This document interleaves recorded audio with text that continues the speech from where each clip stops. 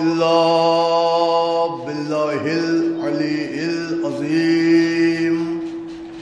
أعوذ بالله من الشيطان اللعين الرجيم. بسم الله الرحمن الرحيم. الحمد لله رب العالمين. الصلاة والسلام والتحية والإكرام على النبي المكي المدني القرشي العربي الأمي البطحي الهاشمي سيدنا ونبينا وشفيعنا وحبيب قلوبنا وطبيب نفوسنا ومولانا ومولى الثقلين جد الحسن والحسين أبي القاسم محمد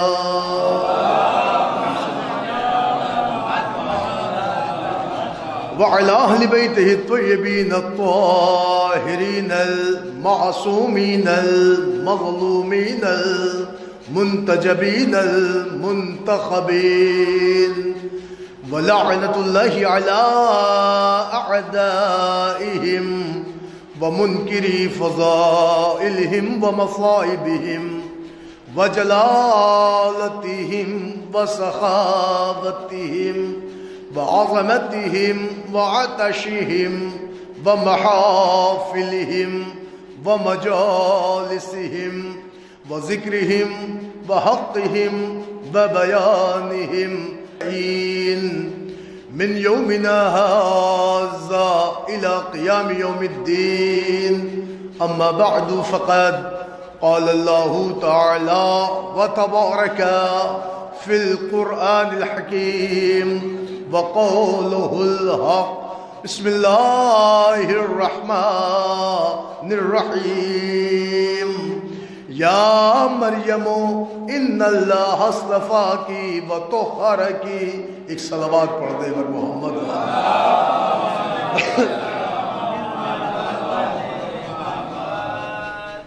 حضرات آپ سے گزارش ہے کہ ایک مرتبہ سورہ حمد اور 3 مرتبہ سورہ اخلاص کی تلاوت فرما کر مرحوم و مغفور جناب سید ارشاد حسین ابن اولاد حسین و مرحومہ سیدہ حدیث النساء بنت علی نصیر مرحوم کی روح کو ارسال فرما دیں.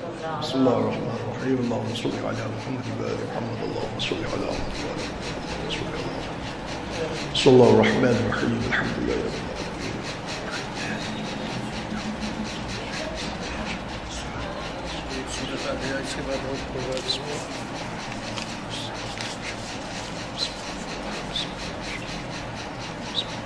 مرحوم اولاد حسین ابن مولا بخش مرحومہ چاند بی بی بنت محمد عباس.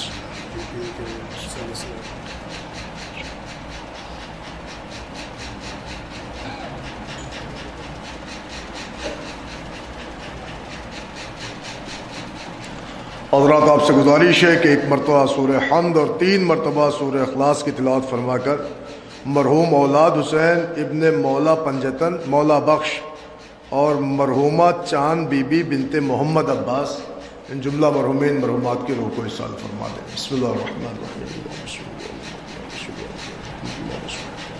بسم اللہ الرحمن الرحیم. الحمد للہ رب العالمین الرحمن الرحیم مالک یوم الدین.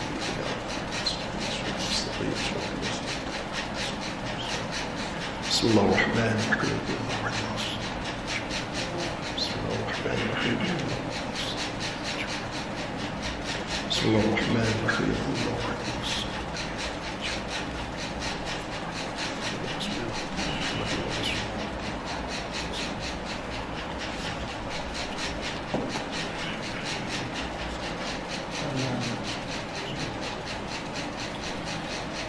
ایک بلند ترین صلوات پڑھنے پر محمد وآلہ.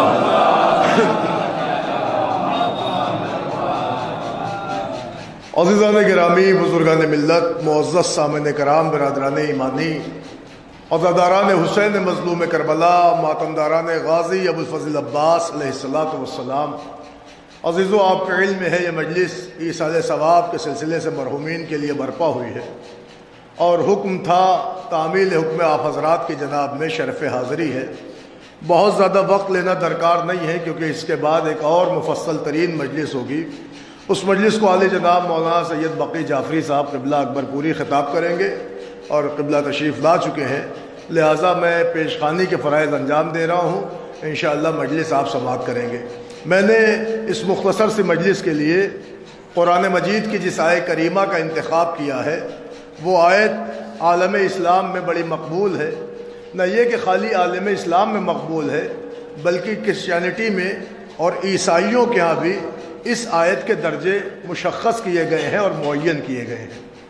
یہ وہ آیت ہے کہ جس میں اللہ تعالیٰ نے حضرت شہزادی مریم کے اوصاف کو بیان کرتے ہوئے ان کی ایک صفت بیان کی اور ان کا ایک درجہ بیان کیا اور ان کی عظمت ساری کائنات تک پہنچائی، اور ارشاد فرمایا بسم اللہ الرحمن الرحیم یا مریم ان اللہ اصطفاکی وطہرکی، اے مریم بے شک اللہ تعالیٰ نے آپ کو چن لیا ہے اور اللہ تعالیٰ نے آپ کو پاک کر دیا ہے۔ دیکھیں بہت طولانی مجلس نہیں ہے، مختصر سی ہے، مگر آپ کی تمام تر توجہات کا میں مطلوب ہوں اور طالب ہوں۔ عزیزان گرامی، میں طالب ہوں، عزیزان گرامی میں یہ چاہتا ہوں کہ چند لمحہ جو میں آپ تک بات پہنچاؤں وہ اس لیے پہنچا رہا ہوں کہ ہماری قوم کے نوجوانوں تک بھی یہ بات پہنچے کہ ایسا نہیں ہے کہ اگر بائبل میں حضرت عیسیٰ کا تذکرہ ہے تو قرآن میں ان کا ذکر نہیں ہے، اگر وہاں اس کتاب میں حضرت مریم کا تذکرہ ہے تو قرآن میں ان کا ذکر نہیں ہے، وہ ایسا بھی نہیں ہے کہ جناب زہرا کا قصیدہ قرآن میں ہے اور بائبل میں نہ ہو۔ تو عزیزان گرامی یہ وہ شخصیتیں ہیں کہ جن کا تذکرہ اس کتاب میں بھی ہے اس کتاب میں بھی ہے، جو ان کی ریلیجیس بک ہے وہاں بھی تذکرہ موجود، جو ہماری دھارمک گرنتھ ہے یہاں بھی تذکرہ موجود، جو ہماری مذہبی کتاب ہے وہاں بھی ان کا تذکرہ موجود، جو ان کی مذہبی کتاب ہے وہاں بھی ان کا تذکرہ موجود۔ اب میں بات آپ کے سامنے رکھ رہا ہوں، عرض کر رہا ہوں جناب مریم کے بارے میں، چونکہ ایک مومنہ کے ایصال ثواب کی مجلس سے حکم بھی مجھے دیا گیا کہ آپ مرحومہ کے ایصال ثواب کر دیے گا، تو میں نے ممبر پہ آتے آتے یہ آیت سن لی کہ اسی آیت پر گفتگو ہو جائے۔ شہزادی مریم کے لیے قرآن میں جو سب سے عظیم آیت میری اپنی نظر میں آئی وہ یہ آیت ہے کہ جس میں خدائی گواہ ہے، اور خدائی اس انداز سے گفتگو ہو رہی ہے کہ اللہ کہہ رہا ہے کہ اے مریم بے شک اللہ تعالیٰ نے آپ کو چن لیا۔ اس کا مطلب یہ طے ہو گیا کہ مریم کا عصمت مآب بی بی بننا یا معصومہ ہونا یہ کرسچینٹی کی دلیل نہیں ہے، یہ اسلامیات کی دلیل نہیں ہے، یہ مسلمانوں کا چناؤ نہیں ہے، یہ تمام عیسائیوں کا چناؤ نہیں ہے، یہ چاہنے والوں کا چناؤ نہیں ہے، بلکہ مریم کا معصومہ ہونا یہ اللہ کا چناؤ ہے۔ دیکھیں قرآن مجید ہے مریم کا معصومہ ہونا یہ اللہ کا چناؤ ہے۔ اس کا مطلب پہلے ہی منزل پر اللہ نے حضرت مریم کے اوصاف جب بیان کرنا ہوا تو اللہ نے ان کی طہارت کا پیمانہ نہیں بتایا، اللہ نے ان کی ضیافت کا پیمانہ نہیں بتایا، اللہ نے ان کی مہمان نوازی پہ گفتگو نہیں کی، اللہ نے پہلی منزل جو ان کے اوصاف کی بیان کی وہ یہ بیان کی کہ اے مریم بے شک اللہ تعالیٰ نے آپ کو چن لیا۔ اس کا مطلب سارا زمانہ یاد رکھے کہ بندوں کے چنے ہوئے اور ہوتے ہیں، اللہ کا چنا ہوا اور ہوتا ہے۔ اور فرما رہے ہیں میں بندوں کا چنا ہوا اور ہوتا ہے، اللہ کا چنا ہوا اور ہوتا ہے۔ لہذا جسے پبلک چنے وہ نیتا کہلائے گا، مگر جسے اللہ چن لے وہ معصوم کہلائے گا۔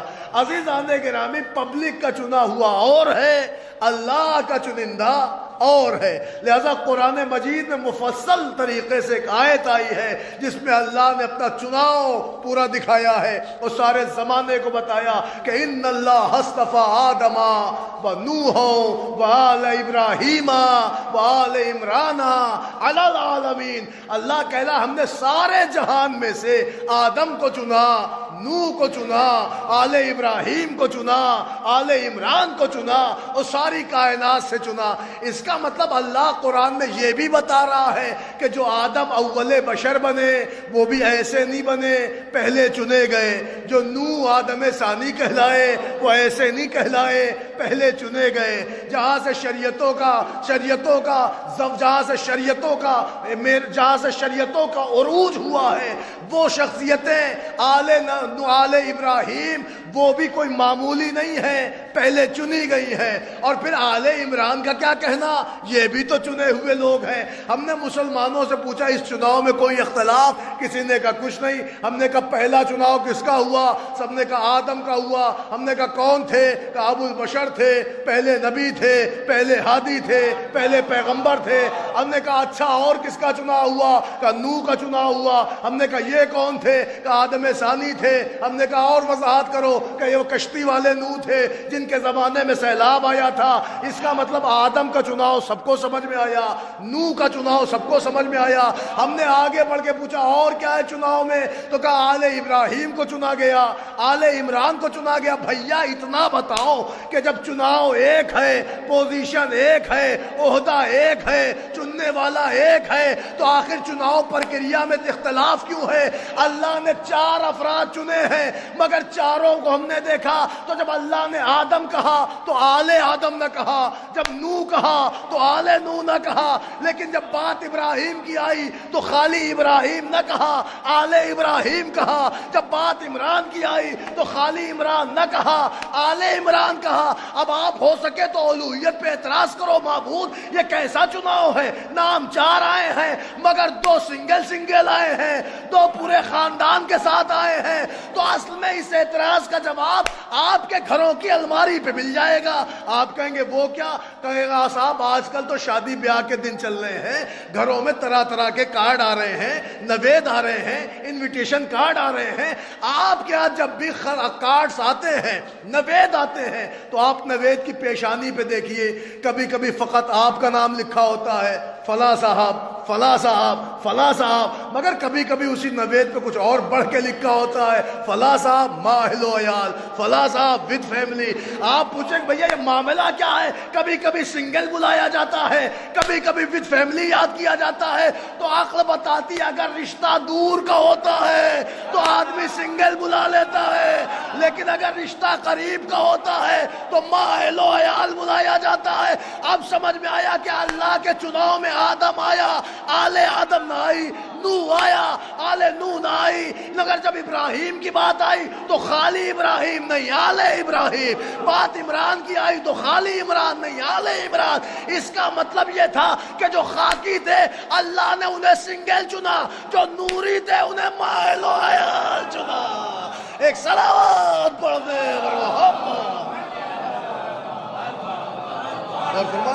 لیکن ذرا سا آپ توجہ فرما لیں، میں آپ کو لا رہا ہوں اس منزل پر۔ اس کا مطلب یہ ہوا، اگر میرے ساتھ نعرہ لگائے، نعرہ تکبیر، نعرہ رسالت، نعرہ حیدری، ایک بلند ترین درود شریف کا نذرانہ عنایت کرنا، محسوس کریں آپ کو۔ یہ چناؤ ہے، اور عزیزان گرامی، اور چناؤ پرکریا کسے نہیں پتا، چناؤ آیوگ کو کون نہیں پڑھتا؟ مگر ہاں آپ سنیے، ابھی حال میں ہی چناؤ ہوا، کشمیر میں ہوا، ہریانہ میں ہوا۔ آپ جیسے پڑھے لکھے افراد کی نظریں تو رہی ہوں گی، لیکن چناؤ ہر دور میں ہوا ہے۔ مگر عزیزو ایسا نہیں ہے کہ خالی یہ چناؤ بندوں تک سیمت رہ جائے، یہ چناؤ اللہ کے یہاں بھی ہوتا ہے، بس بندوں کا چناؤ اور ہے، اللہ کا چناؤ اور ہے۔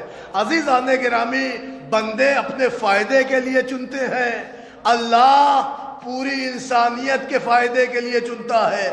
ہر آدمی اپنے نجی فائدے کے لیے چنتا ہے، اللہ سب کے فائدے کے لیے چنتا ہے۔ اب آپ کی خدمت میں عرض کروں، اللہ نے 4 چناؤ پیش کیے، ایک جگہ آدم، ایک جگہ نوح، ایک جگہ آل ابراہیم، ایک جگہ آل عمران۔ ہم نے مسلمانوں سے کہا یہ چناؤ سمجھ میں آیا؟ سب نے کہا جی ہاں سمجھ میں آیا۔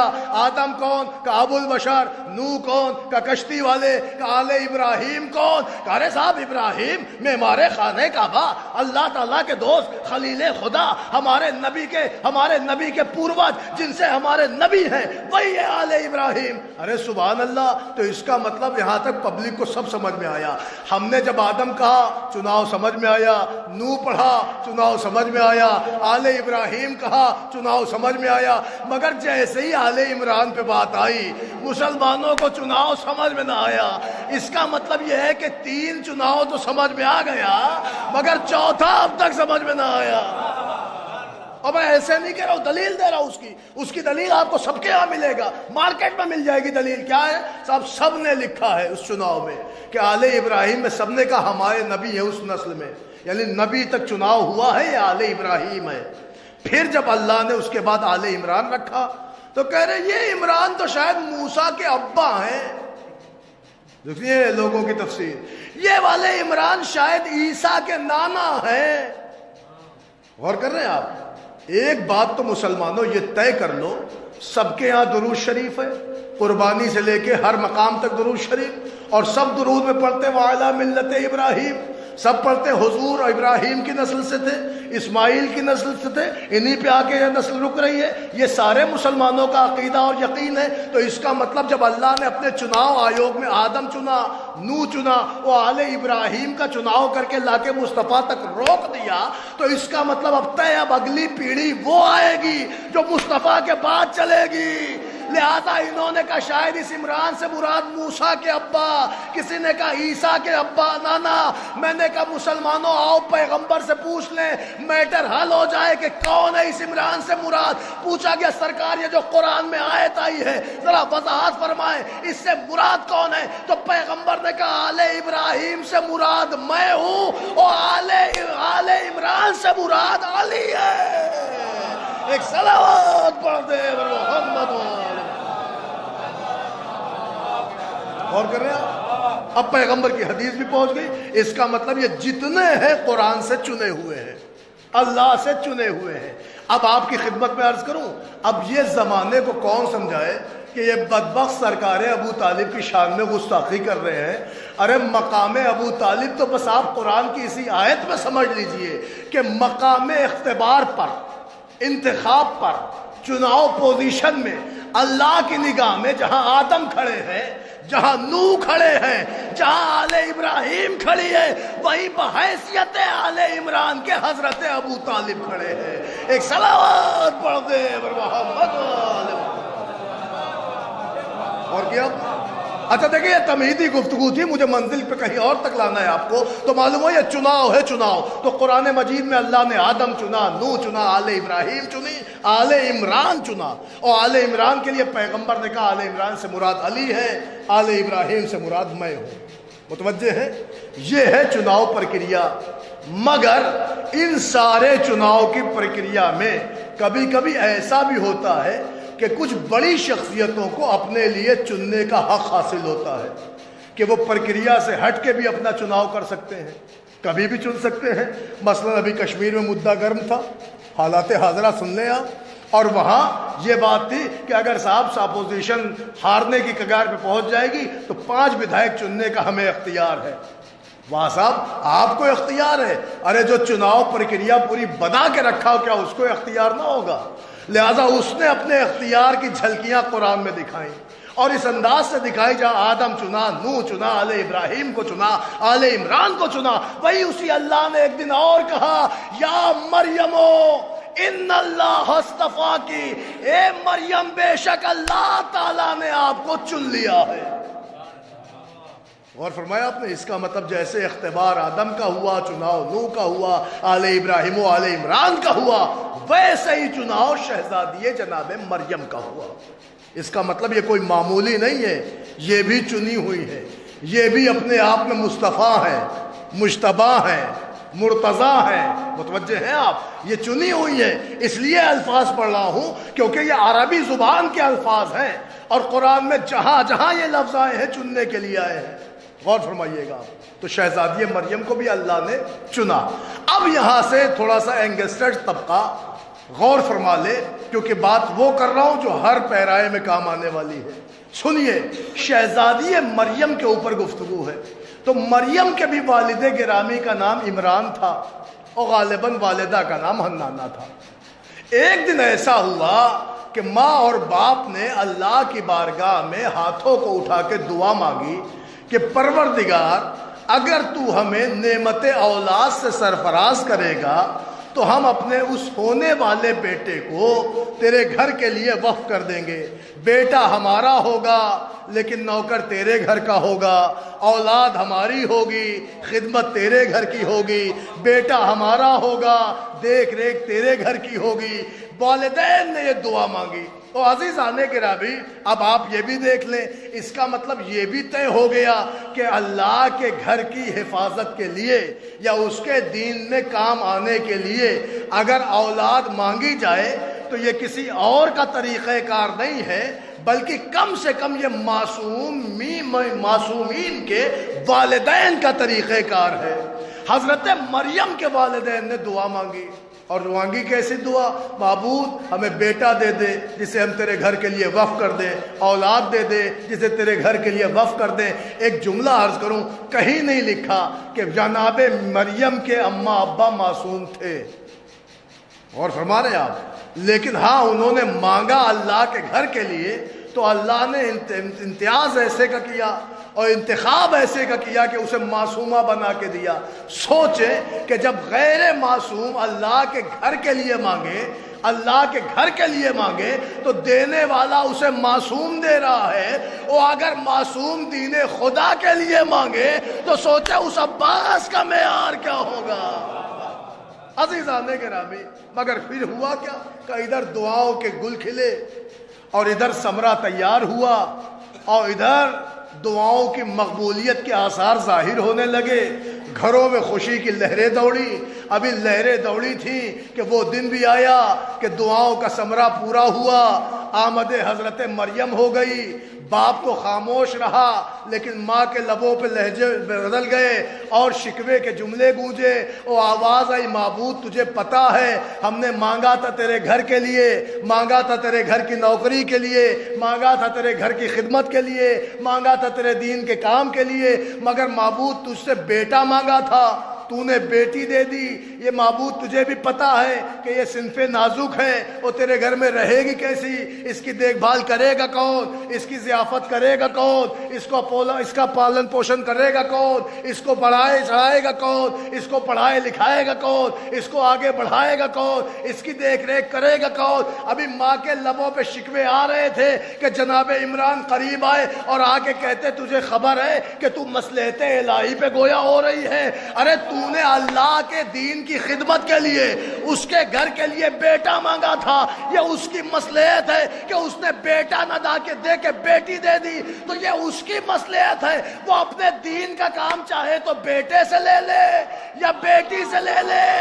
اب کوئی بد ضمیر یہ نہ کہے کہ حسین دین خدا کے لیے نکلے تھے تو زینب کو جانے کی کیا ضرورت تھی. ارے شہزادی زینب نے نکل کے بتایا کہ اگر دین خدا میں بیٹے جا سکتے ہیں تو بحیثیت جناب مریم بیٹی بھی جا سکتی ہے. ایک صلوات پڑھ دے محمد.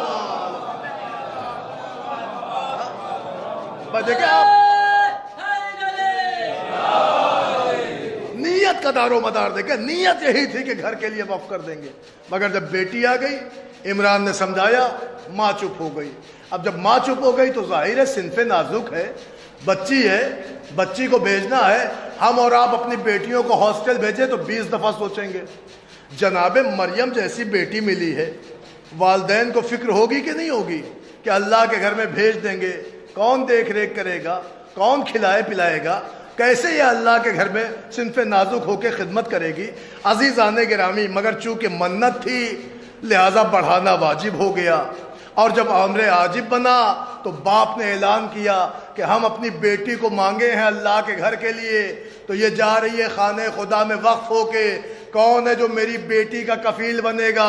ابھی جیسے ہی باپ نے یہ آواز بلند کی کہ ہے کوئی جو میری بیٹی کا کفیل بنے، تاریخ کہتی جتنے علماء رہتے تھے بیت المقدس میں سب آ گئے اور سب نے آن کے کہا ہم بنیں گے کفیل، ہم بنیں گے کفیل، ہم بنیں گے کفیل۔ ارے حضرت عمران کی خوشی کا ٹھکانہ نہیں تھا، اس لیے کہ کہاں وہ علماء، پڑھے لکھے علماء، اور کہہ رہے ہم بنیں گے کفیل۔ ان علماء کی ایکٹیویٹیز یہ تھی کہ وہ اللہ کے احکامات کو پتھر کی تختی پر لوہے کے قلم سے کریدتے تھے اور اسے خانہ خدا میں وقف کرتے تھے تاکہ سارے لوگوں تک اللہ کا پیغام پہنچتا رہے، اللہ کی باتیں پہنچتی رہے۔ اب آپ سوچ لیں آج ہم مولویوں کے لیے آسان ہے کہ آیت پڑھ دیں، ترجمہ پڑھ دیں، لوگوں کو حکم الہی بتا دیں، لیکن اس زمانے کے علماء کا کام یہ تھا کہ وہ لوہے کی پتھر کی تختی پر لوہے کے قلم سے کریدتے تھے عبارت اور اسے خانہ خدا میں آویزہ کرتے تھے تاکہ سماج تک اللہ کا احکام پہنچتا رہے۔ یہ سارے کے سارے علماء قریب آئے اور کہنے لگے حضرت عمران سے ہم کریں گے آپ کی بیٹی کی کفالت، ہم بنیں گے کفیل،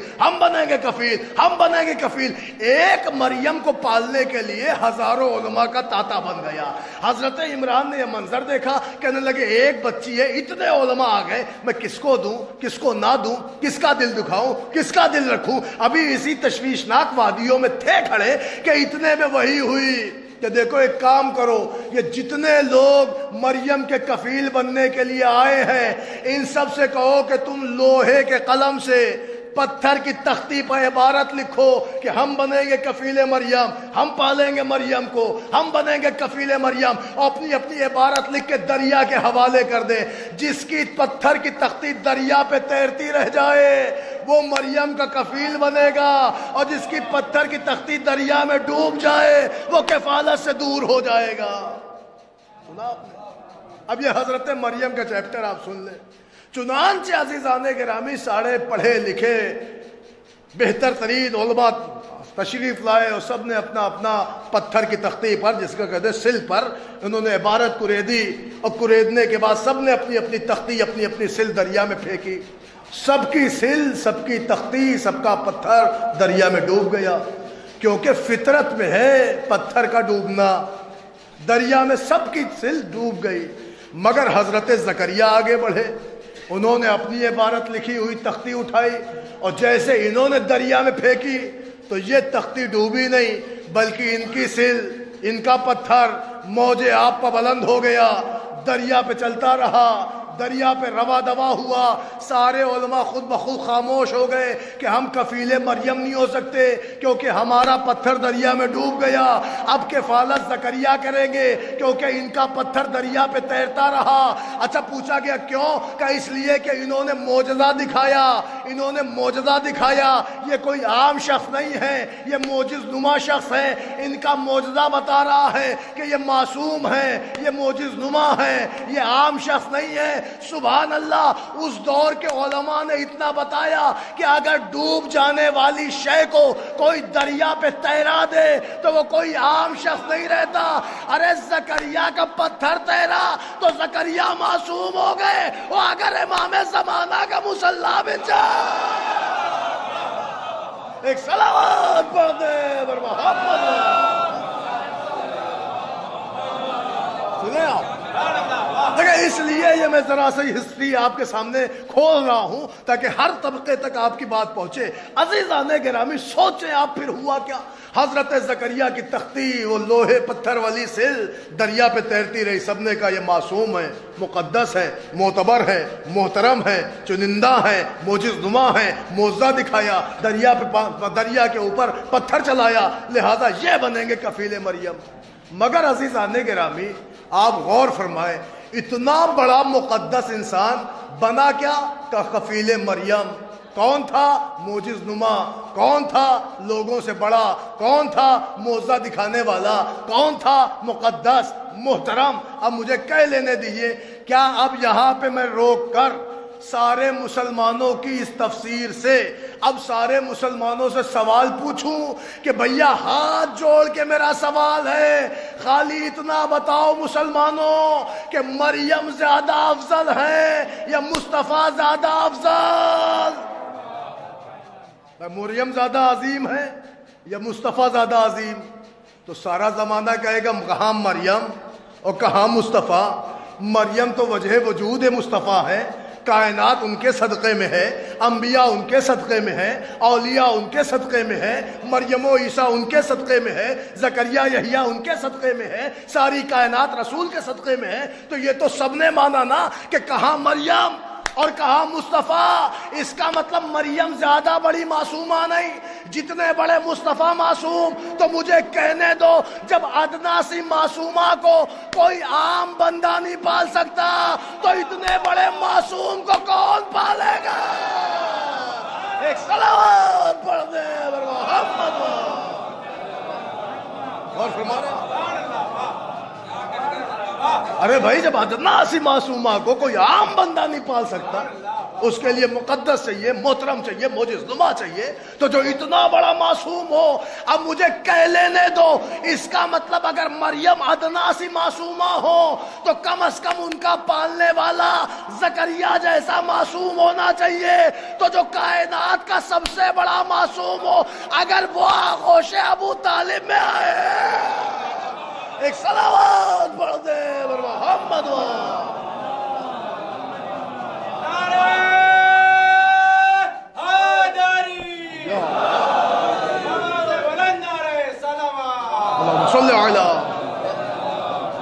سنیں آپ جلدی جلدی عزیز آنے گرامی۔ تو آپ محسوس کریں حضرت مریم کا کیا معیار ہے؟ کا معیار یہ ہے کہ اللہ تعالیٰ نے انہیں چن لیا، اور جب چنا تو پھر ان کو آغوش میں ان کے والدین کی دیا۔ جب دیا تو انہوں نے اپنی منت بڑھائی، جب منت بڑھائی تو خانہ خدا میں بھیجا۔ جب بہت سے کفیل نکل کے آئے تو سب کی کفالت مسترد ہوئی، تو پھر کس کی مقبول ہوئی؟ کہ جس کی تختی دریا پہ تیرتی رہی۔ وہ کون تھے؟ وہ تھے جناب زکریا۔ جناب زکریا اب کون ہو گئے؟ کہ کفیل مریم۔ اب ان کا کام کیا تھا؟ کہ بیت المقدس میں آنا۔ ان کا کام کیا تھا؟ کہ اللہ کے گھر میں مریم کو دیکھنا۔ چنانچہ اسی قرآن نے پھر ایک منظر لکھا، دخل زکریا المحراب وجدا عندها رزقا وقال یا مریم ان لکی ھذا قالت ہی من عند اللہ واللہ یرزق من یشاء بغیر حساب۔ قرآن نے پھر ایک چیپٹر سجایا کہ وہ زکریا جو کفیل مریم بنے تھے، وہ جب محراب عبادت میں آتے تھے تو وہ بی بی مریم کے پاس عجیب و غریب پھل دیکھتے۔ مفسروں سے پوچھا کیسا پھل دیکھتے؟ تو ساری کائنات کے مفسر لکھتے ہیں کہ گرمیوں میں سردیوں کا پھل دیکھتے، سردیوں میں گرمیوں کا پھل دیکھتے۔ اور فرمائیے، تو وہ محو تعجب ہوتے اور تعجب خیز انداز میں کہتے ہیں مریم یہ تمہارے پاس کہاں سے آیا؟ تو مریم کہتی یہ اللہ کے پاس سے آیا، اور اللہ جسے چاہتا ہے بے حساب رزق دے دیتا ہے۔ سن لیا آپ نے قرآن کی آیت؟ حضرت مریم کے پاس زکریا کیا دیکھتے تھے؟ پھل۔ کہاں سے آتا تھا؟ اللہ کے ہاں سے۔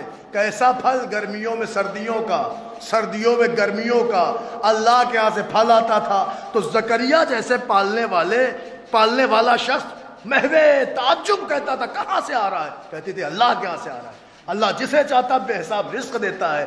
سبحان اللہ، جسے اللہ چن لیتا ہے نا، اس کا ایک صفت یہ بھی ہوتی ہے کہ اس کے کھانے پینے کی چیزیں اللہ کے ہاں سے آتی ہیں۔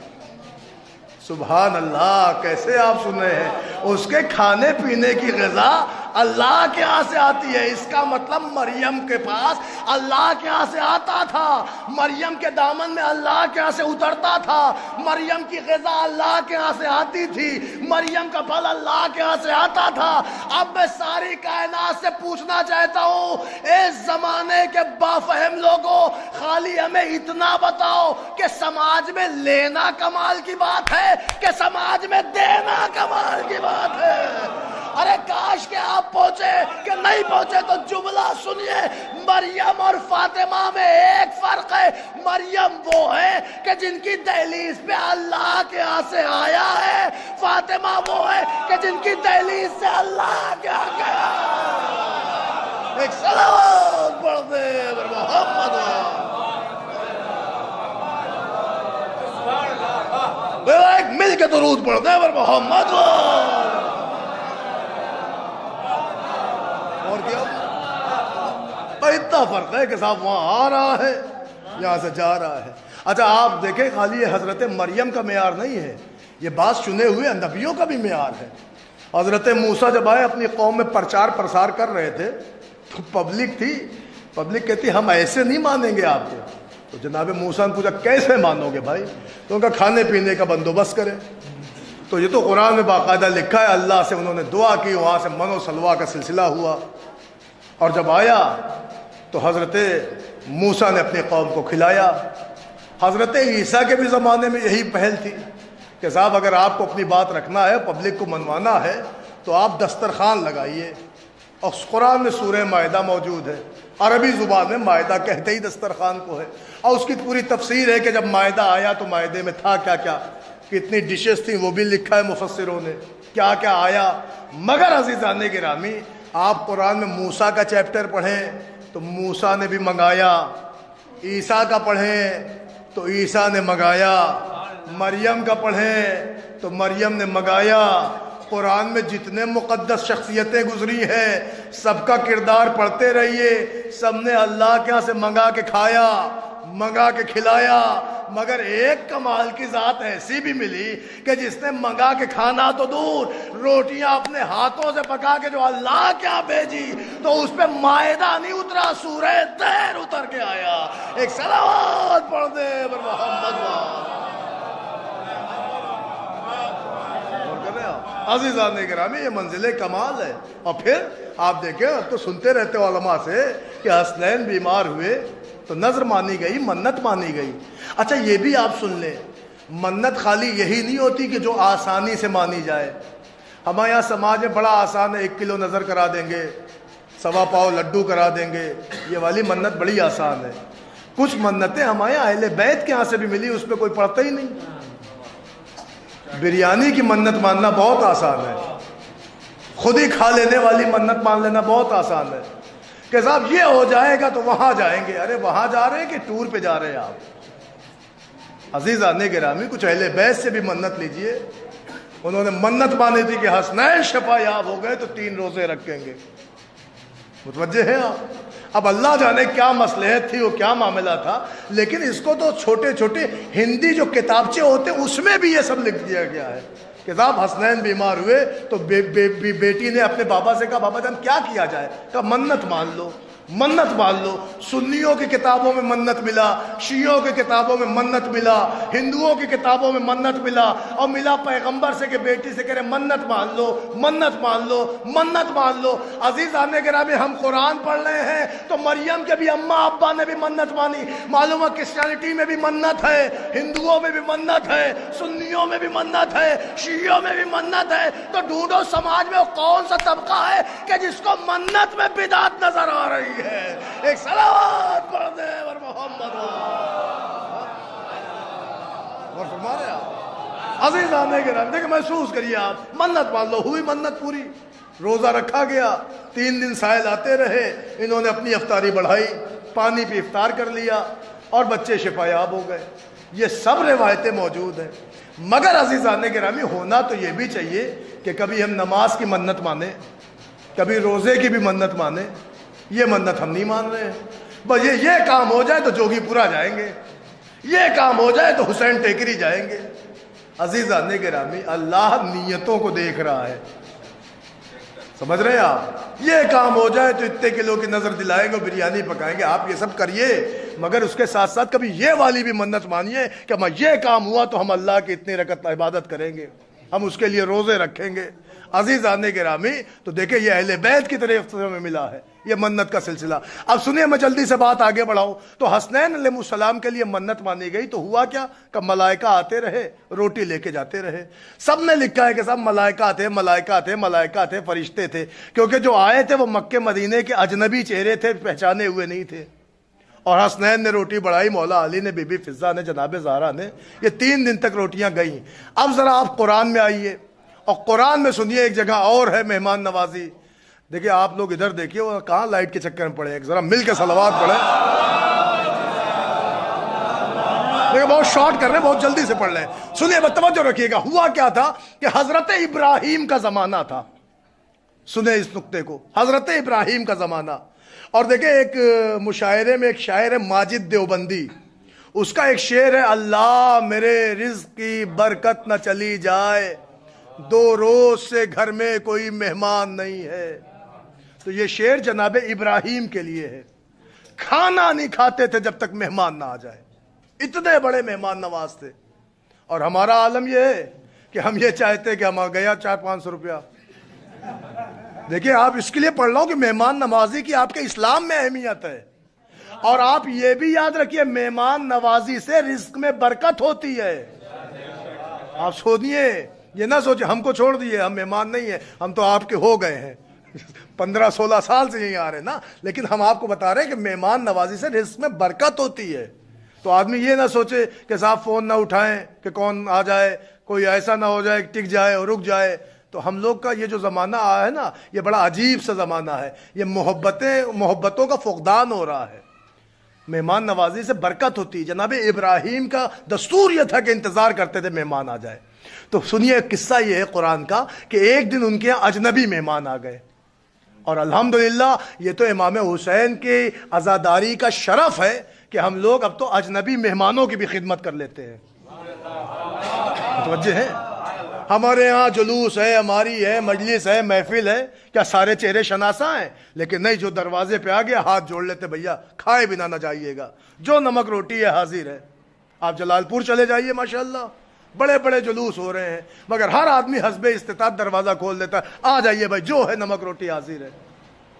آج الحمدللہ برادری کے گاؤں گاؤں میں یہ سب چلن ہو گیا نا. کیوں؟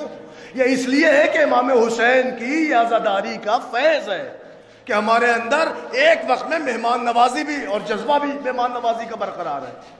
ورنہ عام دنوں میں آپ دیکھ لیں صاحب کوئی منہ لگانے کو تیار نہیں ہے. لیکن عزیزان گرامی تو ہمیں ایسا عزادار نہیں بننا ہے کہ جو خالی محرم میں عزادار رہے, اور نہ ایسا اللہ والا بننا ہے جو خالی رمضان میں ٹوپی لگائے. ہمیں تو ہر حال میں اللہ والا بھی بننا ہے اور ہر موسم میں عزادار بھی رہنا ہے.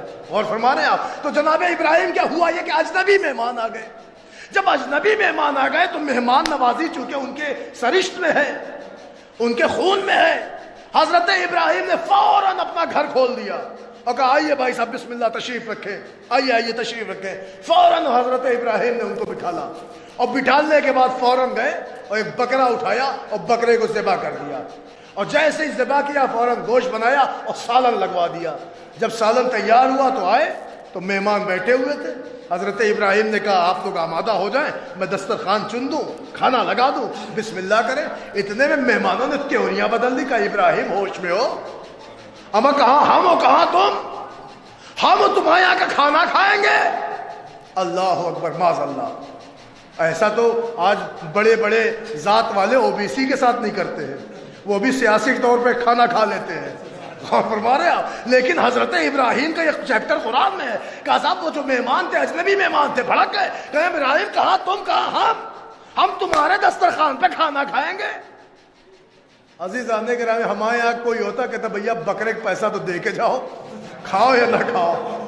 حضرت ابراہیم نے کہا بھائی صاحب ہم نے آپ کے لیے بکرا ذبح کیا, گوشت بنوایا, کھانا بنوایا, کھانا تیار ہے, کھانا کھا لے تشریف لے جائیں, یہ کیا بغیر کھائے جائیں گے؟ کہا ابراہیم تمہیں پتا ہے کہ ہم عرش کے مکین ہیں, ہم عرش کے ملائکہ ہیں, اور عرش والے فرش والوں کا نہیں کھا سکتے.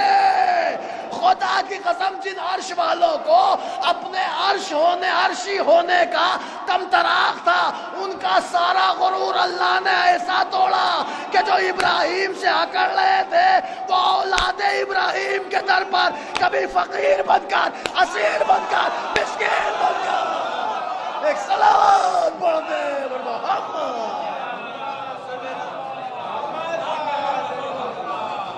اور کیا آپ نے اب آپ میں آ رہے فاطمہ دیکھیں محسوس کریے یہ معیار ہے جناب سیدہ ہے. عزیزان گرامی بس سن لیں 2-3 جملے جلدی جلدی. تو معلوم یہ ہوا کہ اگر اللہ تعالیٰ نے حضرت مریم کو چنا ہے تو ان کی طہارت کا بھی اعلان کیا ہے. مگر پھر جملہ کہوں, جب اللہ نے مریم کی طہارت پہ لب کھولے تو اللہ نے ایک زمانے میں گفتگو کر کے خاموشی اختیار کی. کہ بے شک اللہ تعالیٰ نے مریم آپ کو چن لیا ہے اور آپ کو پاک کر دیا ہے. اس کا مطلب یہ جو لفظ آیا ہے یہ صیغہ ماضی ہے, بطہر کے اللہ نے آپ کو پاک کر دیا. غور فرمایا آپ نے؟ یہ حضرت مریم کا معیار ہے کہ جب ان کی طہارت کا قصیدہ آتا ہے تو ایک زمان کے لیے، غور کر رہے ہیں آپ، ایک زمان کے لیے، ایک زمان کے لیے، لیکن جب حضرت فاطمہ زہرا کی طہارت پہ سند اترتی ہے تو ایک زمان کے لیے نہیں، ہر زمان کے لیے یطہرکم تطہیرا۔ آپ معیار دیکھیں تو ایک زمان کی طہارت کا اعلان ہونا اور ہے، ہر زمان کی طہارت کا اعلان ہونا اور ہے۔ اس کا مطلب مریم ہونا اور ہے، فاطمہ ہونا اور ہے۔ کسی تاریخ میں نہیں ملا کہ جب مریم کی آمد ہوئی تو استقبال حضرت مریم میں کوئی آیا ہو، مگر ساری تاریخوں نے اتنا بتایا کہ قرآن نے 4 محترم بیویاں بتائی ہیں، حوا ہیں، ہاجرہ ہیں، سارہ ہیں، مریم ہیں۔ جب میرے پیغمبر کا سارے مدینے والوں نے، مکے والوں نے سوشل بائیکاٹ کیا تھا تو تاریخ گواہ ہے حضرت فاطمہ کی آمد پر دنیا مصطفیٰ سے منہ پھرائے ہوئے تھی، لیکن اللہ نے انتظام ایسے کیا کہ جو قرآن کی 4 مقدس بیویاں ہیں، آمد زہرا پہ انہیں نگراں بنایا گیا تھا۔ ایک صلوات پڑھ دے محمد اور کر رہے ہیں، آمد جناب زہرا پہ انہیں نگراں بنایا گیا تھا۔ اور عزیزان گرامی، بلا تشبیہ، اللہ معاف کرے میں تو وہ لفظ بھی نہیں استعمال کر سکتا، ہمارے ہاں اگر کوئی بڑا عہدیدار، ملک کا ذمہ دار، ریاست کا ذمہ دار، اسٹیٹ کا ذمہ دار آتا ہے تو عہدیدار جتنے ہوتے ہیں وہ نگراں ہو جاتے ہیں۔ ڈی ایم کی ذمہ داری، ایس پی کی ذمہ داری، سی او سٹی کی ذمہ داری، حلقے والوں کی ذمہ داری، حد تو یہ ہے لیکپال اور سیکریٹریوں کی بھی ذمہ داری ہو جاتی ہے۔ تو سارے ذمہ دار ہو جاتے ہیں، نگراں ہو جاتے ہیں کہ ان کے آنے میں جو انتظام ہو، جو استقبال ہو، وہ اپنے معیار پہ ہونا چاہیے۔ عزیزان گرامی، اس سے بڑا معیار کیا ہوگا کہ نہ کائنات میں کوئی حوا ہوئی، نہ ہاجرہ ہوئی، نہ سارہ ہوئی، نہ مریم ہوئی، لیکن یہ کتنا بڑا شرف ہے فاطمہ کا کہ جب آمد حضرت زہرا ہوئی تو یہ ہستیاں استقبال زہرا میں کھڑی نظر آئی۔ اور پھر جس کے استقبال میں وجہ وجود کائنات مصطفیٰ کی ذات کھڑی ہو جائے، اس زہرا کی عظمت کیا بیان کی جائے۔ اور فرما رہے ہیں آپ عزیزوں، میں نے آپ کی خدمت میں عرض کیا نا کہ جیسے شہزادی کا معیار قرآن مجید میں ہے، ویسے ہی بائبل میں بھی ہے، اور جیسے بائبل میں تذکرہ حضرت جناب مریم ہے، ویسے قرآن میں بھی ہے۔ ایسا نہیں ہے کہ ان کی کتاب میں ان کا ذکر نہیں، وہاں بھی موجود ہے۔ اب 1-2 پوائنٹ میں نوجوانوں کے لیے پیش کر دوں، اور الحمدللہ مخلوط مجمع الگ الگ گاؤں سے اور الگ الگ بستی سے مومنین تشریف لائے ہیں۔ اللہ سارے مومنین کو اپنے حفظ و امان میں رکھے۔ 1-2 جملے سن لیں آپ شہزادی کے حوالے سے، اور وہ باتیں پڑھ رہا ہوں کہ جو ہمارا یہ ینگسٹرز طبقہ ہے وہ آج ریسرچ کر لے، غور کر لے۔ دیکھیں، ہم قرآن پڑھیں، حدیث پڑھیں، روایت پڑھیں، تاریخ پڑھیں، کوئی مانے نہ مانے، مگر جب بات ایسی ہو، انٹرنیٹ کی دنیا کی ہو، تو شاید دنیا کو تسلیم کرنا پڑے کہ یہ ہے کون۔ اگر آپ قرآن میں ڈھونڈیں گے تو جب جناب حضرت آدم کی توبہ قبول نہیں ہوئی تھی تو وہ ٹھوکریں کھا رہے تھے، مگر جب توبہ قبول ہوئی تو اس کے لیے قرآن نے کہا فَتَلَقَّىٰ آدَمُ رَبُّهُ بِكَلِمَاتٍ فَتَابَ عَلَيْهِ۔ کیا مطلب؟ جب حضرت آدم کو کلمات کا علم ہوا تو ان کی توبہ قبول ہو گئی۔ اس کا مطلب ان کی توبہ کے پیچھے کسی اور کا عمل نہیں، یہ کلمات کا علم ہے۔ مین جوہر ہے کلمات۔ کلمات میں ہے کیا؟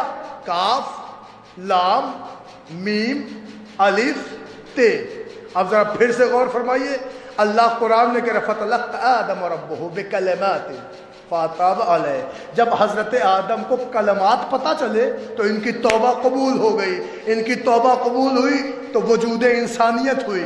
متوجہ ہیں آپ؟ اگر توبہ قبول نہ ہوئی تھی تو یہ ٹھوکریں کھا رہے تھے۔ تو توبہ قبول کیسے ہوئی؟ کلمات سے۔ کلمات میں حرفیں کتنی ہیں؟ 5، کاف، لام، میم، الف، تے۔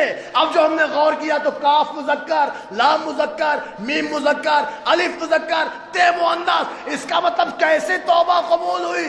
کچھ 4 ہستیاں مذکر کی تھی، 1 مؤنث کی تھی۔ اب پڑھیے آپ حدیثیں، تو حدیثیں پتہ کر رہی ہیں، حدیثوں سے پتہ چل رہا ہے کہ حضرت آدم اگر بخشے گئے ہیں تو انہی پنجتن پاک کے صدقے میں بخشے گئے ہیں۔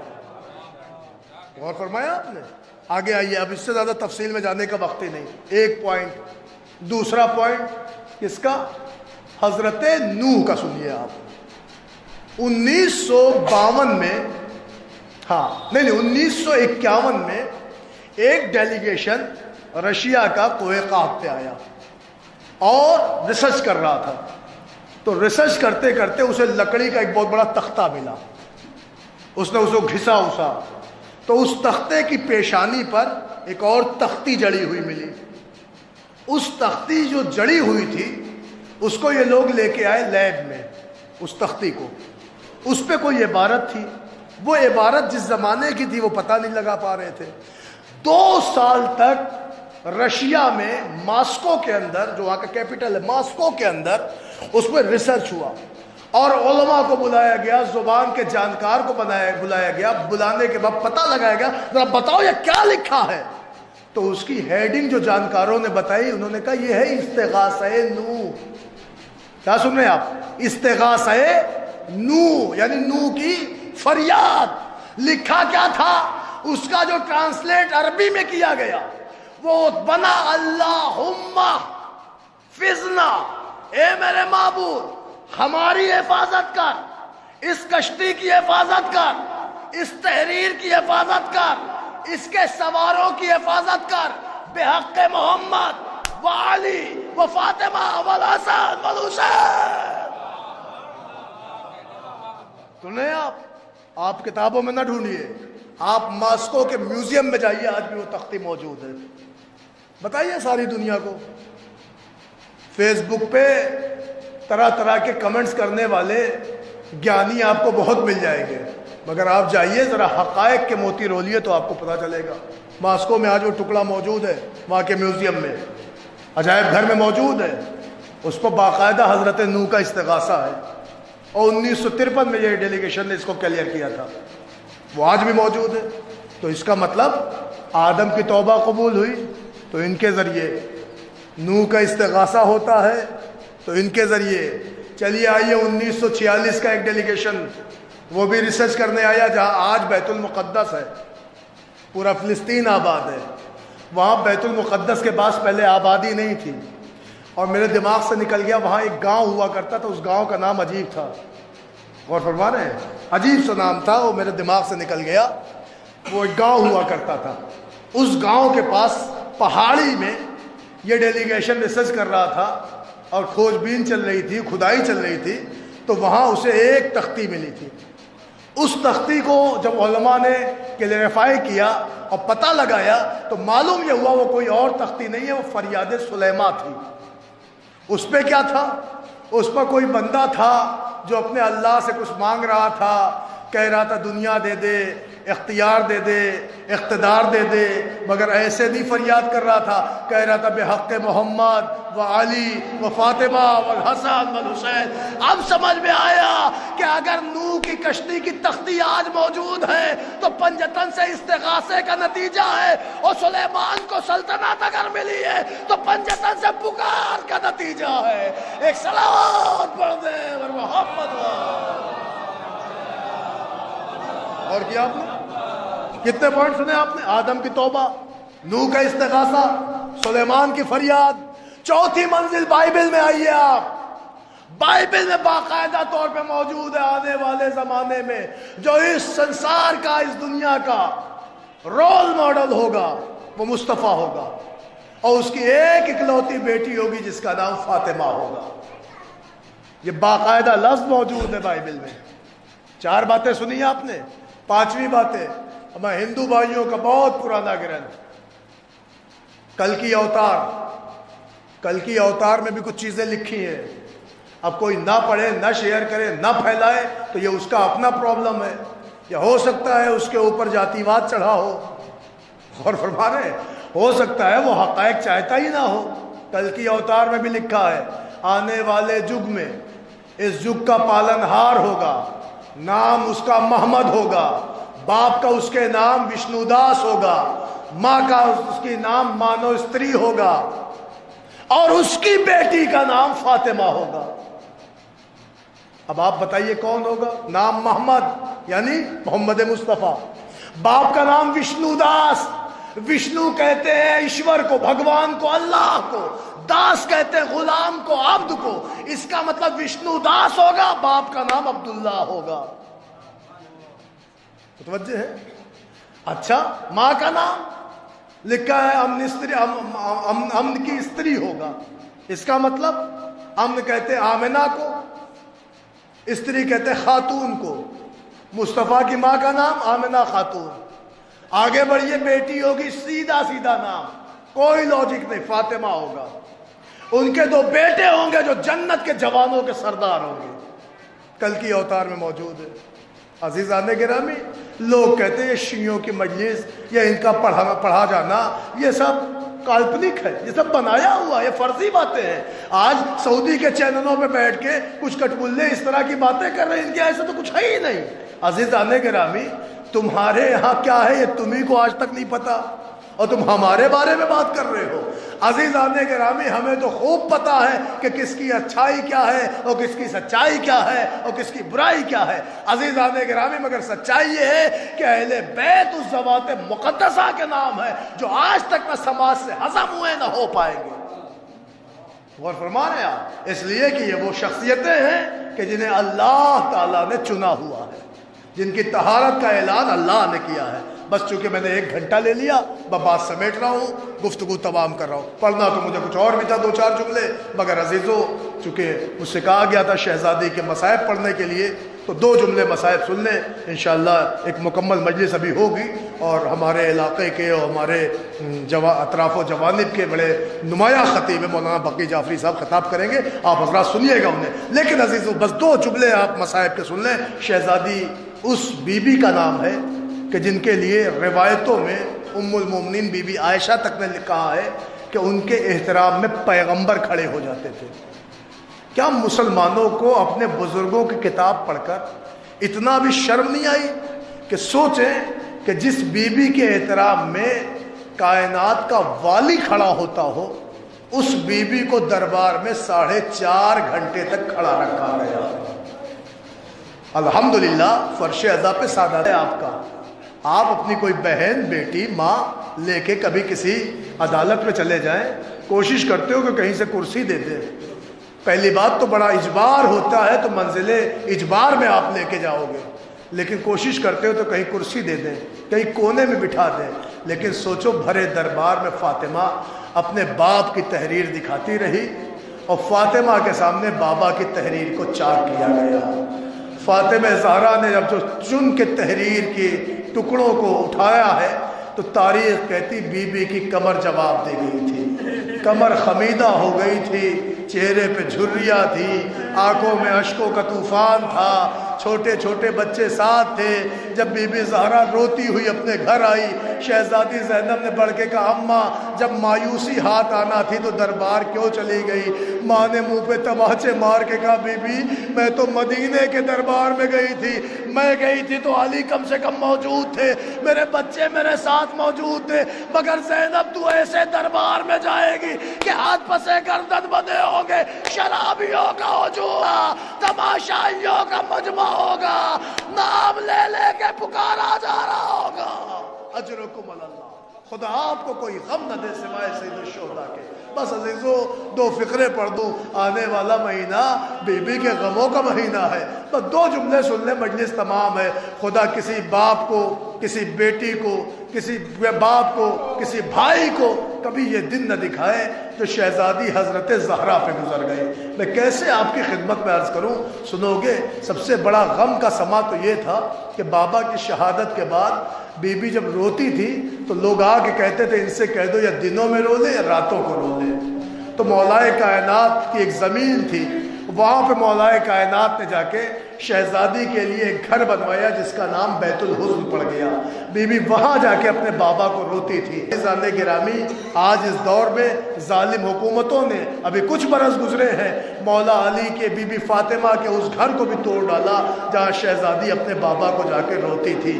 عزیزان گرامی سنو، وہ بابا کو روتے روتے بی بی ایک دن دنیا سے اٹھ گئی، جب اٹھ گئی تو مولا علی نے وصیت پڑھی، لکھا تھا علی میرا جنازہ تابوت میں اٹھائیے تھا، علی میرے جنازے کو تاریکی شب میں اٹھائیے گا، اور علی میرے دشمنوں کو میرے جنازے میں آنے نہ دیے گا۔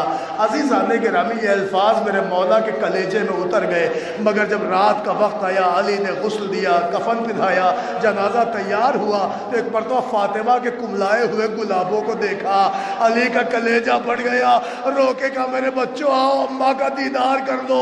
ارے حسن آئے ماں سے رخصت ہوئے، زینب اماں کو خدا حافظ کر گئی، ارے کلثوم نے اماں کو الوداع کیا، مگر حسین آگے نہ بڑھے۔ علی نے کہا میرے لال اماں کا آخری دفعہ چہرہ دیکھ۔ ارے حسین نے رو کے کہا بابا میں مرتبے میں عیسیٰ سے کم تو نہیں، اگر عیسیٰ کے لیے بی بی مریم کا ہاتھ اٹھا تھا تو کیا میری ماں کا ہاتھ نہ اٹھے گا؟ میں یہ سننا تھا بندے کا فن ٹوٹا، آجا میرے حسین۔ حسین اماں کے جنازے سے لپٹ گئے، دیر تک گریہ ہوتا رہا۔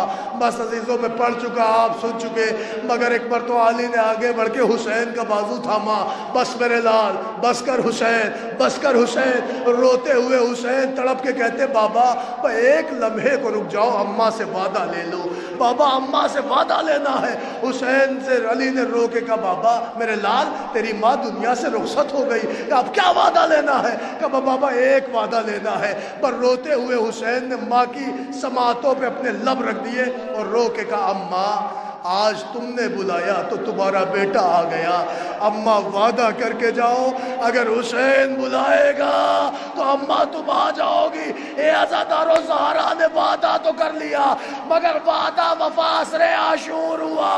ادھر حسین کے سر پہ خنجر چلا، ادھر اجڑی ہوئی ماں۔ اے شمر میرا بچہ بے گناہ ہے، میں نے چیک کیا 20 والا، میرے بیٹے کو ذبح نہ کر۔ ماں میں آنے کربلا موجود، حسین کا سر کٹتا رہا، ماں فریاد کرتی۔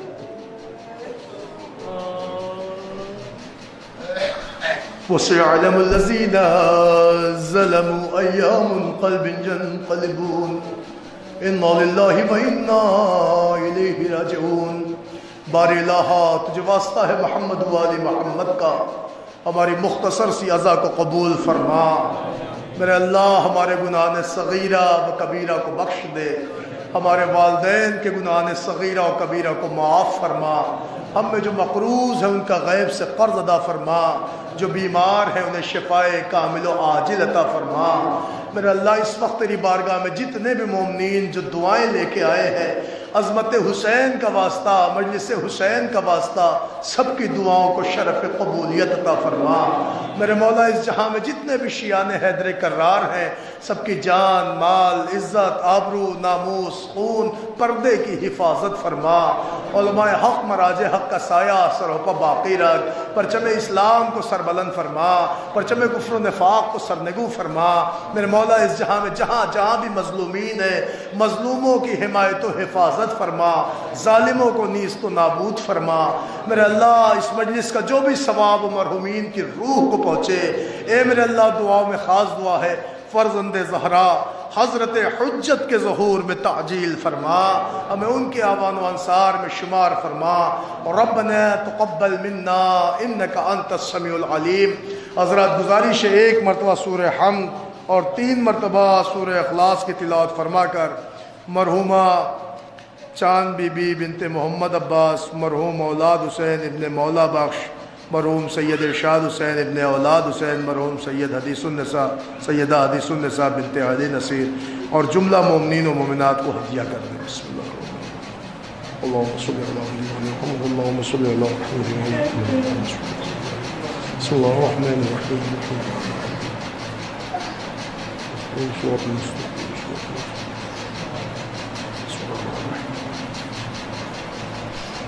بسم الله الرحمن الرحيم،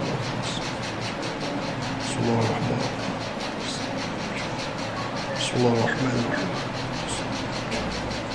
بسم الله الرحمن الرحيم.